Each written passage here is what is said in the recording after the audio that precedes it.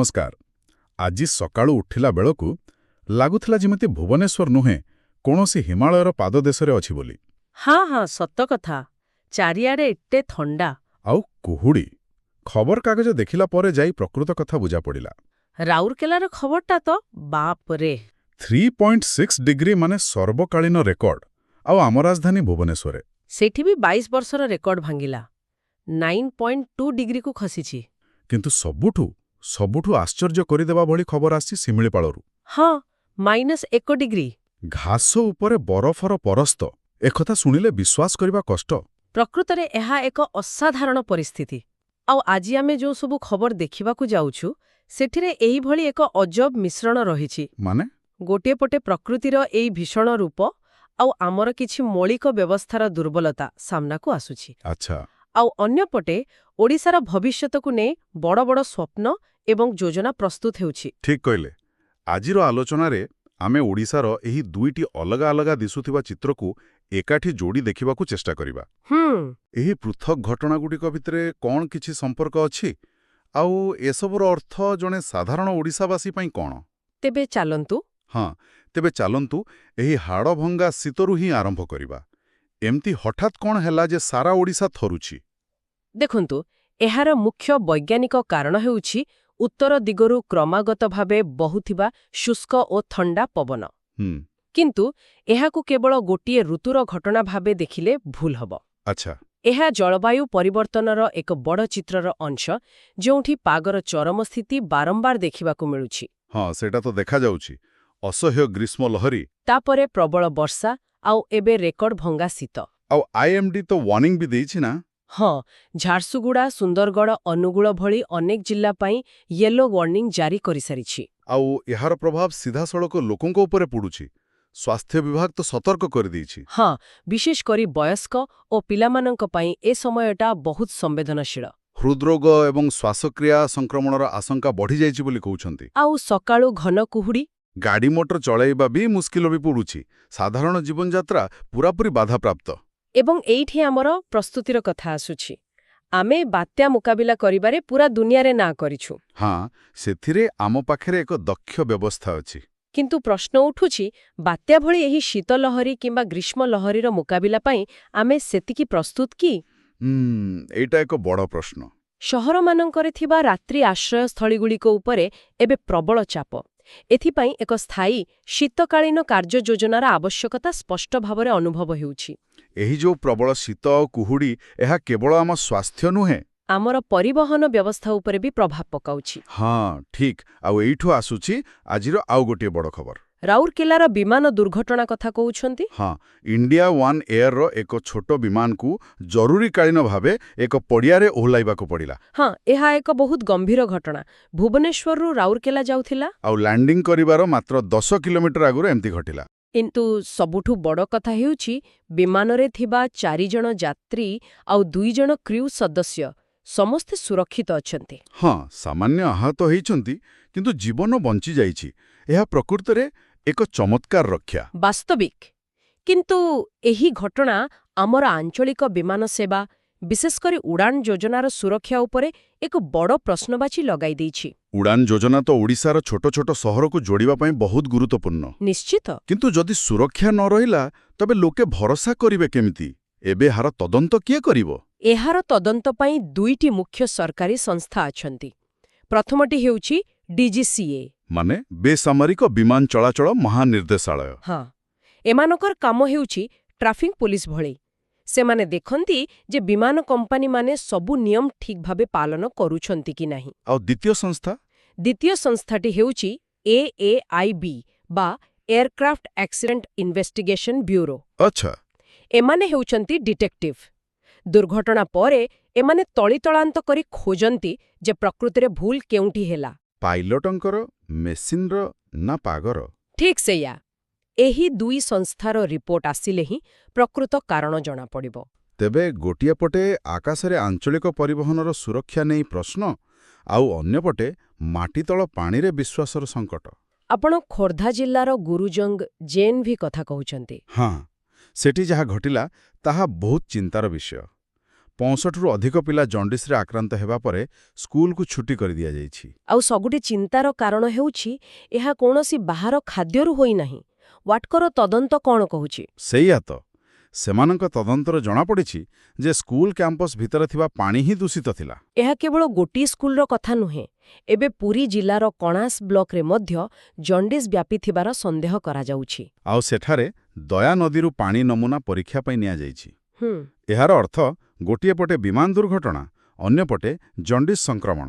ଦେଖାଉଛି ଯେ ପିଇବା ପାଣି ଭଳି ମୌଳିକ ସୁବିଧା ମଧ୍ୟ ନିରାପଦ ନୁହେଁ। ଏହି ଦୁଇଟି ଘଟଣାକୁ ମନରେ ରଖିବାଟା ବହୁତ ଜରୁରୀ, କାରଣ ଏହାପରେ ଆମେ ଯେଉଁ ବିଷୟରେ କଥା ହେବା ତାହା ଓଡ଼ିଶାର ଏକଦମ ଅଲଗା ଚିତ୍ର ଦେଖାଇବ।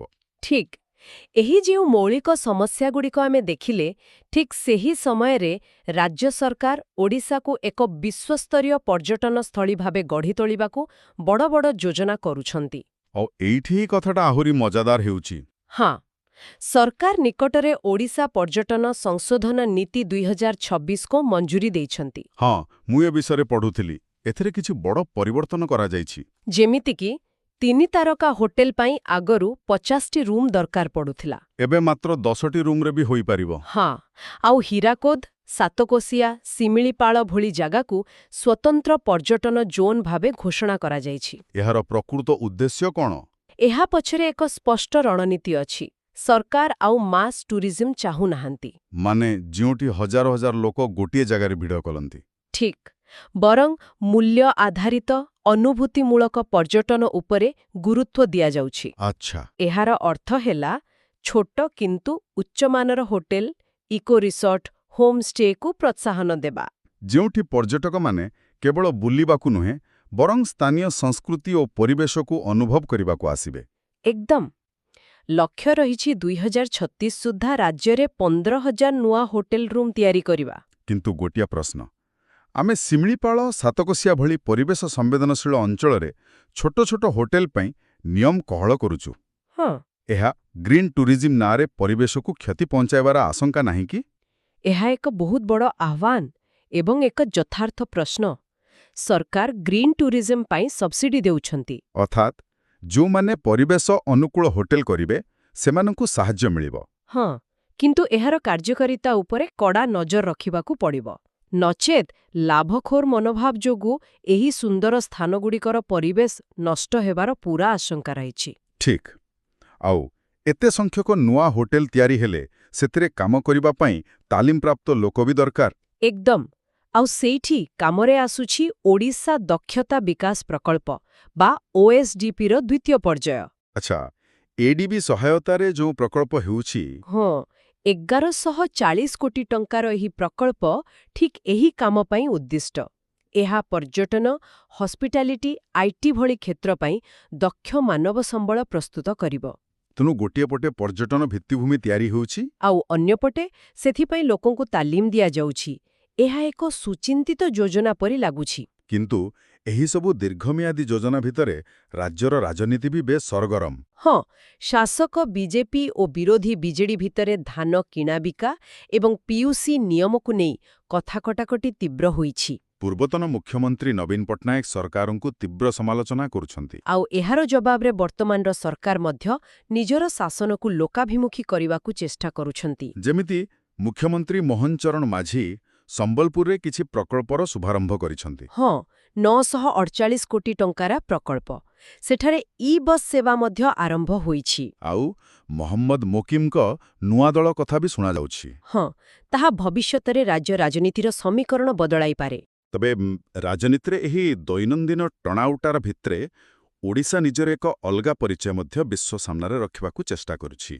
ଆପଣ ଆମର ପ୍ରାଚୀନ ସଂସ୍କୃତି ଏବଂ ଐତିହ୍ୟର ଶକ୍ତି କଥା କହୁଛନ୍ତି। ହଁ, ଆଉ ଏହାର ସବୁଠୁ ବଡ଼ ଉଦାହରଣ ଆଜିଠାରୁ ଆରମ୍ଭ ହେଉଛି। ଡାଇମଣ୍ଡ ଟ୍ରାଙ୍ଗଲରେ ହେଉଥିବା ଆନ୍ତର୍ଜାତୀୟ ବୌଦ୍ଧ ସମ୍ମିଳନୀ। ରତ୍ନଗିରି, ଉଦୟଗିରି, ଲଳିତଗିରିରେ ପାଖାପାଖି 1500 ବୌଦ୍ଧ ଭିକ୍ଷୁ ଏକାଠି ହେଉଛନ୍ତି। ସବୁଠୁ ବଡ଼ କଥା ହେଲା ଏଥିରେ 12ଟି ଦେଶର 85 ଜଣ ବିଦେଶୀ ପ୍ରତିନିଧି ମଧ୍ୟ ଯୋଗ ଦେଉଛନ୍ତି। ତେବେ ଏହାର ଗୁରୁତ୍ୱ କ'ଣ? ଏହା କିପରି ଓଡ଼ିଶାକୁ ସାହାଯ୍ୟ କରିବ? ଏହାକୁ କୁହାଯାଏ ଐତିହ୍ୟ କୂଟନୀତି ବା ହେରିଟେଜ୍ ଡିପ୍ଲୋମାସି। ଆଚ୍ଛା। ଅର୍ଥାତ୍ ତଲୱାର କିମ୍ବା ଟଙ୍କା ବଳରେ ନୁହେଁ, ବରଂ ନିଜର ସଂସ୍କୃତି ଓ ଇତିହାସ ଦେଖାଇ ବିଶ୍ୱରେ ନିଜର ସ୍ଥାନ ମଜବୁତ କରିବା। ଆଉ ବୌଦ୍ଧ ଧର୍ମ ଏଥିପାଇଁ ଓଡ଼ିଶାର ସବୁଠୁ ବଡ଼ ସଫ୍ଟ ପାୱାର। ଏକଦମ। ଏହି କାର୍ଯ୍ୟକ୍ରମ ଓଡ଼ିଶାକୁ ଏକ ବିଶ୍ୱସ୍ତରୀୟ ବୌଦ୍ଧ ତୀର୍ଥସ୍ଥଳୀ ଭାବେ ପ୍ରତିଷ୍ଠିତ କରିବ। ଆଉ ଏହି 1500 ପ୍ରତିନିଧି ଯେତେବେଳେ ନିଜ ନିଜ ଦେଶକୁ ଫେରିବେ, ସେମାନେ ଓଡ଼ିଶାର ଦୂତ ଭାବେ କାମ କରିବେ। ଏହା ଆମର ସେହି ନୂଆ ପର୍ଯ୍ୟଟନ ନୀତିକୁ ସିଧାସଳଖ ସାହାଯ୍ୟ କରିବ।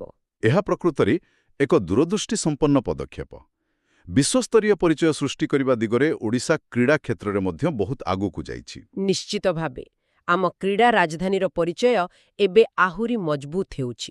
କଳିଙ୍ଗ ଷ୍ଟାଡିୟମରେ ଟେନିସ୍ ଟୁର୍ଣ୍ଣାମେଣ୍ଟ ଚାଲିଛି। ହଁ, 12ତମ ସର୍ବ ଓଡ଼ିଶା ଓପନ୍ ଟେନିସ୍ ଟୁର୍ଣ୍ଣାମେଣ୍ଟ, 350ରୁ ଅଧିକ ଖେଳାଳି। ଆଉ ଢେଙ୍କାନାଳରେ marathon. Tata steel Kapilas half marathon, 5500ରୁ ଅଧିକ ଲୋକ ଦୌଡ଼ିଛନ୍ତି। ଏହାର ବିଶେଷତ୍ୱ ହେଉଛି ଏହା କ୍ରୀଡ଼ାକୁ ବନ୍ୟପ୍ରାଣୀ ସଂରକ୍ଷଣ ସହ ଯୋଡୁଛି। ହଁ, ଏହା କେବଳ ଖେଳ ନୁହେଁ, ବରଂ ଏକ ସାମାଜିକ ସଚେତନତାର ମାଧ୍ୟମ ମଧ୍ୟ ପାଲଟିଛି। ତେବେ ଆଜିର ପୁରା ଆଲୋଚନାକୁ ଯଦି ଆମେ ଏକାଠି ଦେଖିବା, ତେବେ ଗୋଟିଏ କଥା ସ୍ପଷ୍ଟ। କ'ଣ? ଓଡ଼ିଶା ଏକ ସମୟରେ ଦୁଇଟି ଅଲଗା ବାସ୍ତବତା ଭିତରେ ଗତି କରୁଛି। ଗୋଟିଏ ପଟେ ଅଛି ତତ୍କାଳ ସଙ୍କଟ। ହଁ, ପ୍ରବଳ ଶୀତ, ପାନୀୟ ଜଳର ସମସ୍ୟା, ପରିବହନର ସୁରକ୍ଷା। ଆଉ ଅନ୍ୟପଟେ ରହିଛି ଦୀର୍ଘମ୍ୟାଦୀ ସ୍ୱପ୍ନ, ବିଶ୍ୱସ୍ତରୀୟ ପର୍ଯ୍ୟଟନ, ଦକ୍ଷତା ବିକାଶ ଏବଂ ସାଂସ୍କୃତିକ କୂଟନୀତି। ଆଉ ଏଇଠି ହିଁ ସବୁଠୁ ବଡ଼ ଏବଂ ଚିନ୍ତନୀୟ ପ୍ରଶ୍ନଟି ଉଠୁଛି।